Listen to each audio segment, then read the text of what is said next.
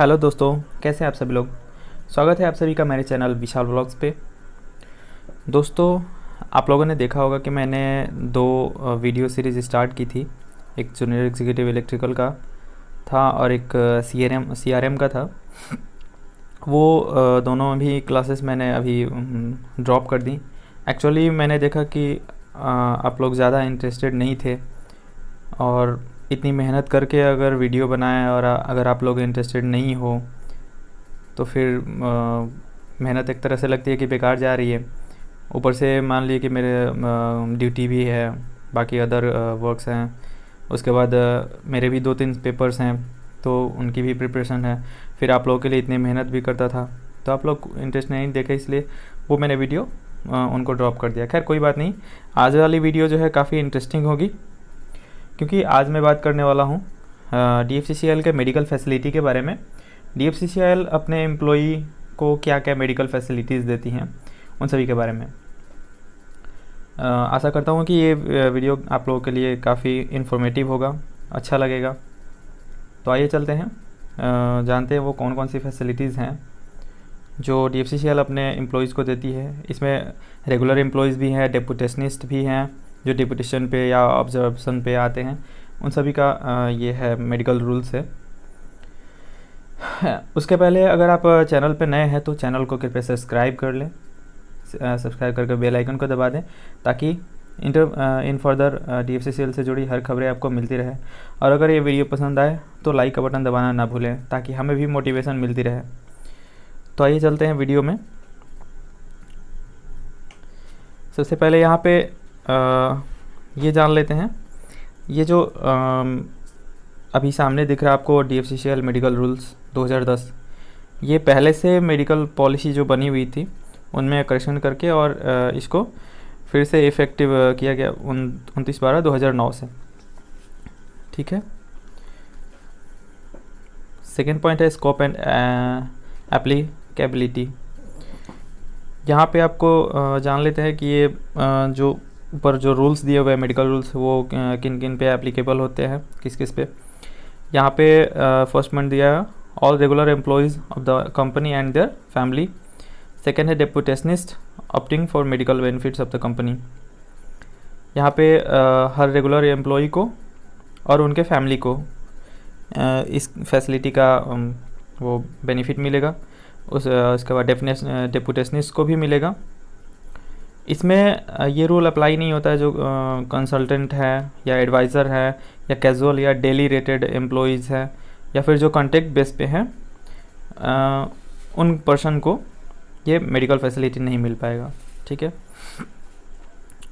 उसके बाद बात करते हैं डेफिनेशन। यहाँ दिया हुआ है कि फैमिली मतलब फैमिली के अंदर वो मतलब जो अगर कोई एम्प्लॉई है तो अपने फैमिली में किस किस पर्सन को वो मेडिकल जो बेनिफिट है वो इसका ले सकता है। तो फैमिली में यहाँ पे दिया हुआ है स्पाउस, यानी हस्बैंड या वाइफ, आपके जो भी अगर एम्प्लॉय है, अगर फीमेल है तो उसके हस्बैंड और मेल है तो उसके वाइफ। सेकेंड है children till they get married और employed whichever is earlier, यानी कि बच्चे या तो उनकी शादी हो जाए या फिर एम्प्लॉयड हो जाए, जो भी पहले हो तब तक ये आप लाभ उठा सकते हैं उसका। उसके बाद widowed mother of the employee, जो एम्प्लॉई है उनकी विधवा माँ। उसके बाद residing with and dependent upon the employee, जो भी एम्प्लॉय के साथ एम्प्लॉय के ऊपर डिपेंडेंट है या उनके साथ रह रहे हैं, वो लोग भी फैमिली के अंडर आते हैं। इसके बाद दे रहा है कि if both husband and wife are employ of the company only one of them may able the medical benefit for the family. हाँ, यहाँ पे एक इंटरेस्टिंग बात दिया हुआ है कि अगर हस्बैंड और वाइफ दोनों एम्प्लॉई हैं DFCCIL के, तो उनमें से किसी एक को ही ये बेनिफिट मिल पाएगी। ठीक है। और यहाँ पे सबसे बड़ी बात दी हुई है कि dependent shall mean a person whose income. यहाँ पे सबसे बड़ी बात दी हुई है कि ये फैसिलिटी उन्हीं आदमी को मिल सकती है जिनकी पर मंथ की मिनिमम जो इनकम है वो 4,445 रुपीज़ पर मंथ हो। ठीक है। ये फैसिलिटी उन्हीं लोगों को मिल सकती है, उन्हीं एम्प्लॉय को मिल सकती है। इसके बाद दिया है यहाँ पे AMA, आगे एक वर्ड यूज़ होगा AMA, that mean authorise medical attendant. ठीक है, वो ऐसे मेडिकल ऑफिसर हुए जो एलोपैथी और होम्योपैथी या आयुर्वेदिक से क्वालिफाइड हो, वो रजिस्टर्ड हो आपके स्टेट गवर्नमेंट के हिसाब से, और या फिर जो कंपनी एक्सेप्टेबल है उनके हिसाब से। नेक्स्ट, अब आगे हम लोग मेडिकल ट्रीटमेंट। यहाँ पे सबसे पहले आउटडोर ट्रीटमेंट। आउटडोर ट्रीटमेंट में फर्स्ट पॉइंट दिया हुआ है, so medical allowance shall be part of the 50% of basket allowance towards expenses on outdoor treatment. ये बता रहा है कि मेडिकल अलाउंस जो होगा वो बास्केट अलाउंस का 50% होगा, 50% हिस्सा होगा। सेकेंड पॉइंट बता रहा है कि the deputationary shall be paid outdoor medical allowance equivalent to 1 month basic. यहाँ पे ये बता रहा है कि डिप्यूटेशनरी पर्सन जो भी हैं उनको outdoor medical allowance per year 1 माह के मूल वेतन के इक्विवेलेंट मिलेगा। ठीक है। थर्ड पॉइंट बता रहा है कि फाइनेंशियल ईयर के लास्ट में हर एम्प्लॉय को यूटिलाइजेशन सर्टिफिकेट देना होगा। तो ऐसा खैर अभी तक मैंने देखा नहीं है, क्योंकि अब जब भी कोई रिम्बर्समेंट क्लेम करेंगे, मेडिकल रिम्बर्समेंट क्लेम करेंगे, तो उसके साथ आपको वो बिल वगैरह देनी ही पड़ेगी। ठीक है। उसके बाद फोर्थ नंबर में बता रहा है apart from the outdoor medical allowance. यहाँ पे ये बता रहा है कि आउटडोर मेडिकल अलाउंस के अलावा अगर किसी भी बीमारी के लक्षण पाए जाने की स्थिति में कोई पैथोलॉजिकल जांच या रेडियो डायग्नोसिस आदि एम्प्लॉय के द्वारा या किसी AMA के प्रिस्क्रिप्शन के द्वारा ये सब कराई जाती है, तो AMA का प्रिस्क्रिप्शन का एक जेरॉक्स कॉपी और ओरिजिनल बिल जमा करने पर ही क्लेम अमाउंट रिइम्बर्सेबल होगा। ठीक है। बी है इंडोर ट्रीटमेंट। इंडोर ट्रीटमेंट क्या होता है? यहाँ पे फर्स्ट पॉइंट यही बताया गया कि इंडोर ट्रीटमेंट का अर्थ है अस्पताल में भर्ती होने के दौरान लिया गया ट्रीटमेंट, जिसके लिए हॉस्पिटल जो है रूम रेंट चार्ज करता है। बहुत से लोग कंफ्यूज होते हैं कि आउटडोर ट्रीटमेंट क्या होता है, इंडोर ट्रीटमेंट क्या होता है ना। तो ये पहले ही डेफिनेशन क्लियर कर दिया है। और इसके लिए जो है ट्रीटमेंट किसी भी गवर्नमेंट या प्राइवेट या ट्रस्ट हॉस्पिटल या फिर नर्सिंग होम जो स्थानीय निकायों या स्टेट गवर्नमेंट के साथ रजिस्टर्ड हो, वहीं आपको करानी चाहिए। ठीक है। सेकेंड पॉइंट जो है बता रहा है कि किसी विशेष उपचार के लिए सभी खर्च जिसके कारण हॉस्पिटलाइज या एडमिट होना पड़ा हो हॉस्पिटल में, उसमें एडमिट होने से 30 दिन पहले तक और हॉस्पिटल से डिस्चार्ज होने के 30 दिन बाद तक इंडोर ट्रीटमेंट के रूप में क्वालिफाई होगा, जिसे क्लेम किया जा सकता है। ठीक है। थर्ड पॉइंट में है द इंडोर ट्रीटमेंट एक्सपेंस। यहाँ पे थर्ड पॉइंट बता रहा है कि इंडोर ट्रीटमेंट के एक्सपेंसेस के रूप में आपको कंसल्टेशन यानी डॉक्टर की फ़ी, उसके बाद डायग्नोस्टिक्स, उसके बाद आपको मेडिसिन, एम्बुलेंस चार्ज, सर्जरी या OT चार्ज, पेस मेकर जैसे उपकरण, उसके बाद आपको कोरोनरी स्टेंट्स, उसके बाद इंट्रा ओकुलर लेंसेज हैं, उसके बाद कृत्रिम अंग और प्रत्यारोपण, फिर आपको जलने के मामलों में आवश्यक कॉस्मेटिक उपचार और एक्सीडेंट में डिसफिगरिंग यानी किसी प्रकार की विकृति आदि शामिल होगा। ये सारे जो है सब इंडोर ट्रीटमेंट के अंदर ये सब आएंगे। ठीक है। फोर्थ पॉइंट दिया हुआ है कि reimbursement on amount of room rent based on original receipt shall be as per the following entitlements. जो रूम रेंट का जो थी रिइंबर्समेंट होगा वो नीचे दिए गए इनके अनुसार होगा, और जो भी आप रिइंबर्समेंट के लिए क्लेम करेंगे वो ओरिजिनल रिसिप्ट के बेस पे होगा। ठीक है। यहाँ पे देख सकते हैं, सबसे पहले बात करें तो MD या डायरेक्टर्स जो है उनके लिए रूम टाइप आप बुक कर सकते हैं, डिलक्स रूम या स्वीट टाइप के रूम बुक कर सकते हैं। इनकी आपको रिइंबर्समेंट इतना 7,500 रुपये पर डे के हिसाब से आप क्लेम कर सकते हैं। उसके बाद ED, GGMS और GGM जो है इनके लिए डिलक्स रूम आप क्लेमिंग हो जाएगा। इनका जो क्लेमिंग अमाउंट होगा वो 6,500 होगा। उसके बाद AGM, GGM, DGM इनके लिए आप सिंगल रूम और इनकी जो रिम्बर्सेबल अमाउंट होगी पर डे के हिसाब से वो 4,500 होगी। उसके हिसाब से यहाँ पे सीनियर एग्जीक्यूटिव और सीनियर एग्जीक्यूटिव या एग्जीक्यूटिव, उसके बाद नीचे यहाँ बिलो एग्जीक्यूटिव यानी कि एग्जीक्यूटिव के नीचे जूनियर एग्जीक्यूटिव वगैरह सभी के लिए हो गया। उसके बाद यहाँ ICU चार्ज भी दिया हुआ है, ये ऑल लेवल्स यानी हर लेवल के लिए ICU चार्ज जो होगा एज़ पर एक्चुअल होगा।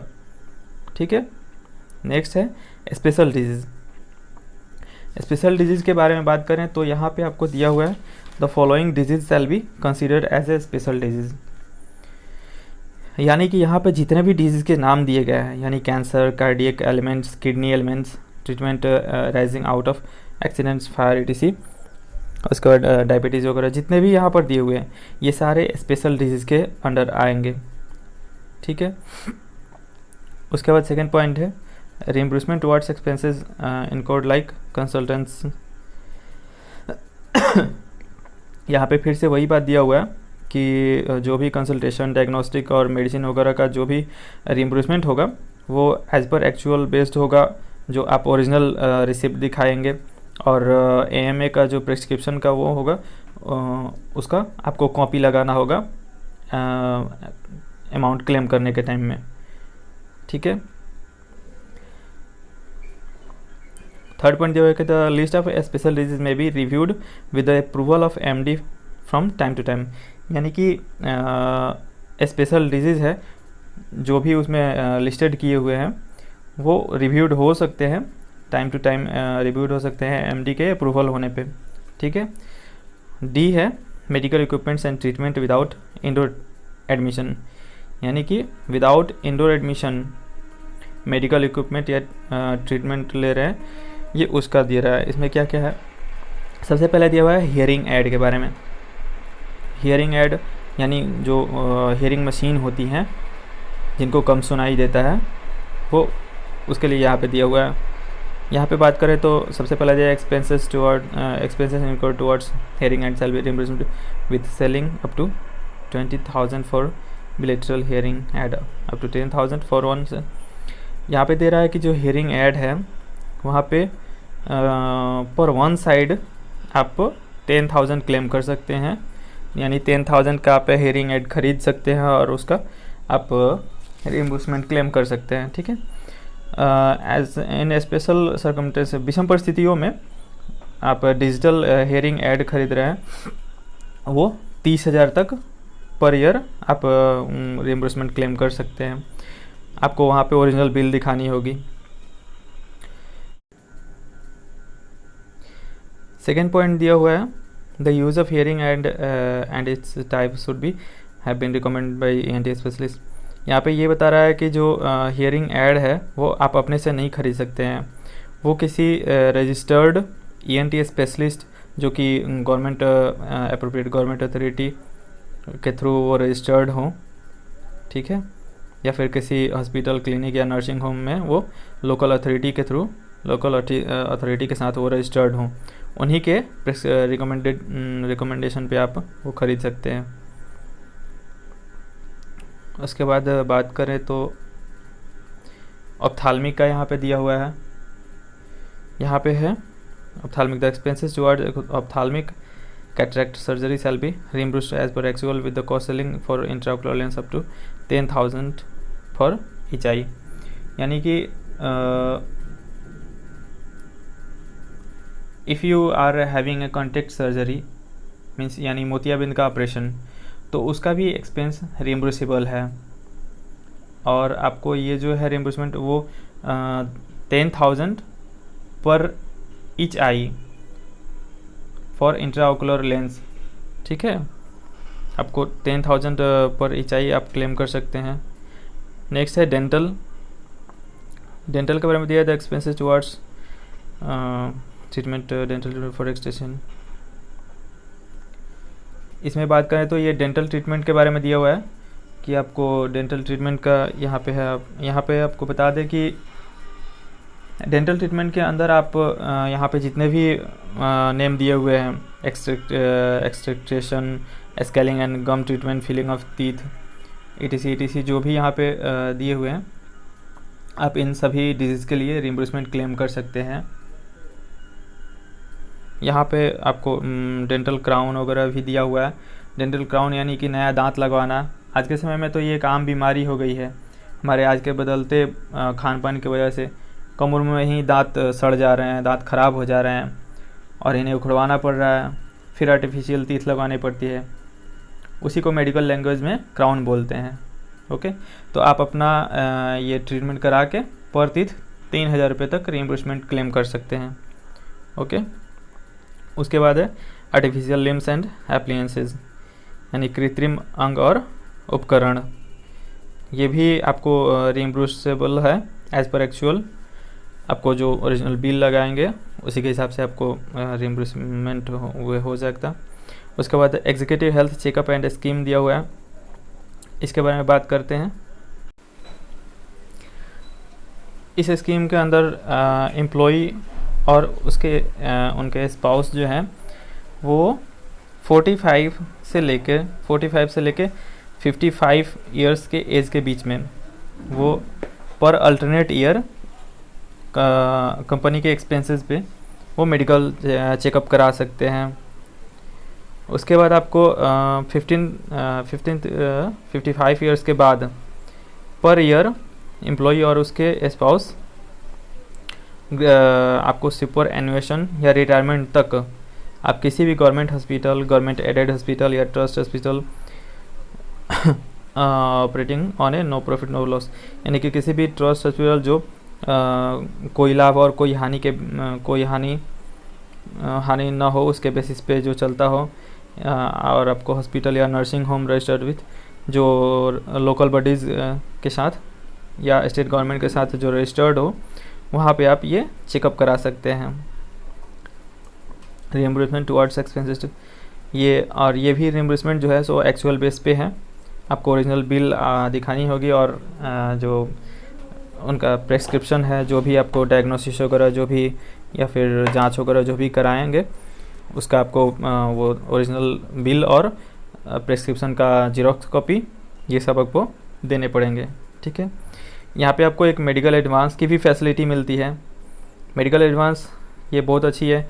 जैसे कि इसके पहले हम लोगों ने जितना भी पढ़ा, तो पहले आप खुद से आप इलाज कराइए और उसका बिल लगाइए तो आपको उसका वो क्लेमिंग अमाउंट मिल रहा था। यहाँ पे मेडिकल एडवांस एक बहुत अच्छा ऑप्शन दिया हुआ है एम्प्लॉय के लिए। अगर सपोज दैट मेरे पास पैसे नहीं हैं तो मैं पहले इलाज कहाँ से कराऊंगा, तो इसके लिए आप एमडी को लेटर लिख सकते हैं मेडिकल एडवांस के लिए। और ये जो है आपको अपना एक अंदाज़ बताना होगा कि आप कितना खर्च होगा, उस हिसाब से आपको वो अमाउंट दिया जाएगा। वो जो अमाउंट होगा वो चेक या ड्राफ्ट के रूप में होगा, हॉस्पिटल जहाँ भी आप इलाज कराना चाह रहे हैं उस हॉस्पिटल के फेवर में। और इन एक्सेप्शनल सर्कमस्टेंस द एडवांस में भी release in favour of the employee with approval of MD. यहाँ पे ये भी बता रहा है कि विषम परिस्थितियों में जो अमाउंट है वो एमडी के अप्रूवल पर एम्प्लॉय के फेवर में भी रिलीज़ किया जा सकता है। ठीक है, तो ये वीडियो यहीं तक है। इसके बाद आपको यहाँ पे नहीं और भी यहाँ पे दिया हुआ है कि आप इलाज कराने के बाद 30 दिन के अंदर जो भी ओरिजिनल बिल और वाउचर है, जो भी प्रिस्क्रिप्शन वगैरह है, डिस्चार्ज, तो ये आपको डिस्चार्ज होने के 30 दिन के अंदर ये सारे सब कुछ आपको जमा कर देना होगा। और यहाँ पे एक और चीज़ यह दिया हुआ है कि डिस्चार्ज होने के 1 सप्ताह के अंदर सी नंबर जो दिया हुआ है यहाँ पे ये बता रहा है कि अगर आप एडवांस ले रहे हैं तो जो भी आपके पास बचा हुआ अमाउंट है वो 1 सप्ताह के अंदर आप रिटर्न कर देंगे डीएफसी को। ठीक है, इसके बाद आपको बस इतना ही है। इंटरप्रेशन रिलैक्सेशन, यहाँ पे हाँ एक और भी चीज़ दिया हुआ है कि अगर आप इन सब का जो ऊपर जो भी यहाँ पे मेडिकल फैसिलिटीज़ दिया हुआ है उसका अगर आप मिसयूज़ कर रहे हैं या फिर फ्रॉडुलेंट आपको या फॉल्स डिक्लेरेशन या किसी प्रकार के फॉल्स क्लेम अगर पाई जा रही है तो आप पे डिसिप्लिनरी एक्शन लिया जाएगा एज़ पर रूल। ठीक है, तो आज की वीडियो ये यहीं तक है। आशा करता हूँ कि ये वीडियो अच्छी लगी हो। वीडियो अच्छी हो तो शेयर ज़रूर करें। फिर मिलते हैं आपसे नेक्स्ट वीडियो में। Thank you.